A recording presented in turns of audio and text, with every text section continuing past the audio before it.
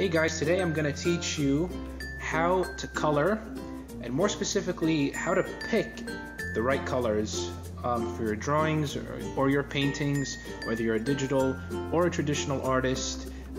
These are some pretty easy tips that you can use to make your drawings more interesting, and maybe that will help you improve a little bit. Alright, so let's get started. So let's say I have a circle and I want to color that circle. So there are three colors that you want to really think about: your base color, the highlights, and the shadows. Okay, so let's say you want to paint a red ball. So the first thing you're going to do is pick your base color. Okay, so this can be any color you like. It's good to keep it neutral, so not too bright and not too dark. So you want to keep it in the middle, a nice neutral color. Okay, so that's going to serve as my base color. Okay, and then I'm going to come in and I'm just going to fill the entire circle with my base color, and that is step one. Okay, now let's say you want to start adding a little bit of dimension to your drawing, a little bit of 3D. So you want to think about your light source. So in this case I have a black arrow here, and this is where the light is coming from. So the light is coming from the upper right hand corner. And now I'm going to start thinking about my highlights. So how do you pick the right highlight color? So when I was a beginner many years ago, I would just start with my neutral color and just pick a nice bright color, you know, something with some white and some red, just like a pure mixture. And then I would come in and paint some highlights just like this, and I would think, okay, that's pretty good. But this is a technique that I learned and that you can use today to help your drawings look even better. So how do you pick your highlights? You're going to start with your neutral color, and you're going to just move up a little bit towards orange and yellow, and then you're going to pick a brighter and more saturated color. Okay, so it's almost orange in this case. And then you're going to come in, okay, and you're going to paint that color as your highlight. So right away you can see that there's a big difference between using just like a more white version of your of the color that you started with, and using changing the hue of your neutral color just a little bit, and that'll add a lot of more dimension and depth to the color and to your overall drawing. And then how do you pick your shadows? So you're going to go back to your neutral color, and I'm using a color picker. So yeah, I'm using a color picker. So you go back to your neutral color, and this time we're going to move further down towards purple and blue, and we're going to pick a darker and less saturated color. So darker and a little bit less saturated, and I'm going to end up with this color as my shadow. Then I'm going to come in here, and where I feel like the light won't reach is where I'm gonna just place my shadow. And I'm going just like that. And then you can add some texture with some lines like I'm doing.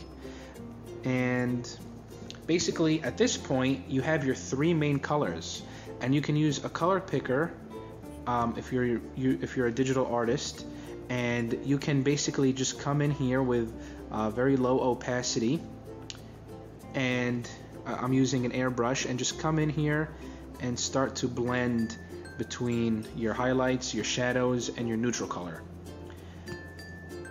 So I'm using a color picker and just finding that middle ground between my neutral base color and my highlights and shadows, until I find something that is nice and smooth. And of course, it doesn't have to be nice and smooth. You can use like cell shading and just have very harsh and strong edges between your highlights, your base color, and your shadow. Okay, and there you go. That's how you paint, that's how you pick your base color, your highlights, and your shadows when you're trying to color your drawing. Okay, so we can use the same exact thing, the same exact technique and steps that we took to paint this simple circle. We can use the same thing and paint some skin. Okay, so let's say you drew your character and now you want to color some skin.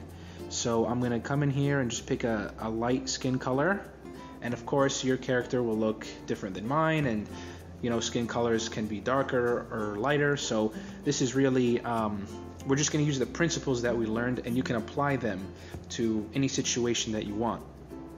So in this case, my character is going to be Caucasian, so I'm going to pick just a white color, and I'm going to come in and just fill in my character with the base color that I selected. So I'm just going to come in here and just make an outline, and then use the bucket tool to just fill it in quickly. Okay, so bucket tool. Okay, now he or she, this is kind of hard to tell this is a male or female, but yeah, so you fill in your base color, and I'm just gonna get rid of some of the color in the eye. Okay, so I have my base color. Now I'm going to pick my highlights. Okay, so again, I'm going to think about where my light is coming from. So in this case, let's have the light come from this direction, from the right hand side. Okay, now I'm going to pick my base color, and in this case I'm in the orange and red hue, so I'm going to move towards yellow, and I'm going to pick a brighter and more saturated version of my base color. And now this is the color, this is the color that I ended up with. So I'm just going to come in here, and painting a face is a little bit more complicated than just painting skin, because you have to understand a little bit of anatomy in order to figure out, you know, where your shadows will be, where your highlights will be. So it can get it's a little bit more complicated, but with some practice, and you can use references, you know, you can learn how to do it. So it might just take some practice. Okay, so now once my highlights are in, I can come in here to do some shadows. So I'm going to go back, pick my base color, and again we're starting in the orange and red area, so we're going to move towards purple and blue, and I'm going to pick a darker and less saturated version of my base color. Okay, and now this is the color that I ended up with, and you can see that I'm not really putting a lot of thought into picking my color. It just kind of works out. That's the kind of magic of this trick. It just kind of works, and you don't really have to put too much thought into whether you know what color will look good, what color won't look good. So this kind of removes any guess and check, and you're left with just this formula that is pretty easy to use, and as you can see, it gives a pretty nice effect. So now it's just a matter, once you have your colors in, it's really just a matter of you keep just rendering until you find a good balance, until you reach, you know, the end of, you know, what you're drawing, what you want your drawing to look like. So yeah, you just keep rendering with these three colors, and then eventually you can really use as many layers of color as you want. So this is really basic. I'm just using 3 layers here, but you can really use much more than that until you find that you reach the end of your drawing and you like how it looks.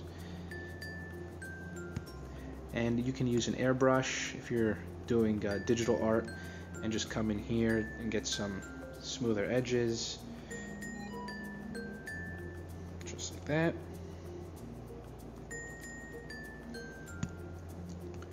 And it might take a little bit of practice, but this is really easy to use, and I think it'll help a lot of you become better artists.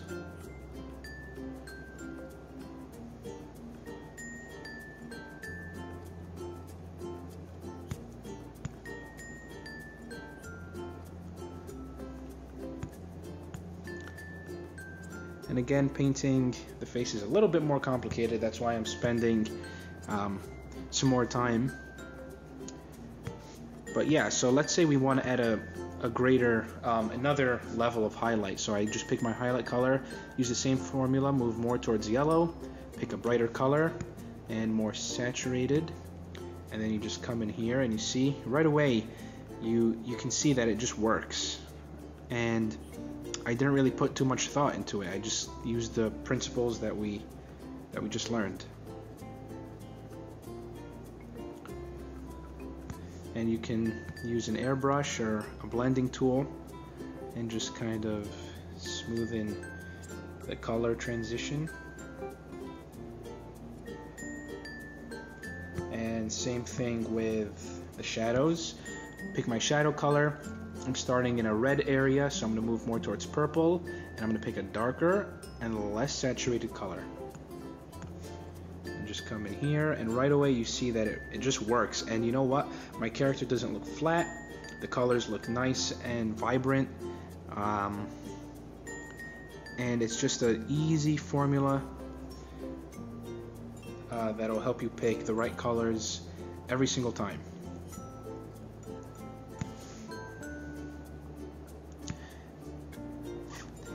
And let's say you want to add some stronger light, and a lot of times you'll see artists do this where they might have just like a strong bright outline just like this to just show really where the light is coming from.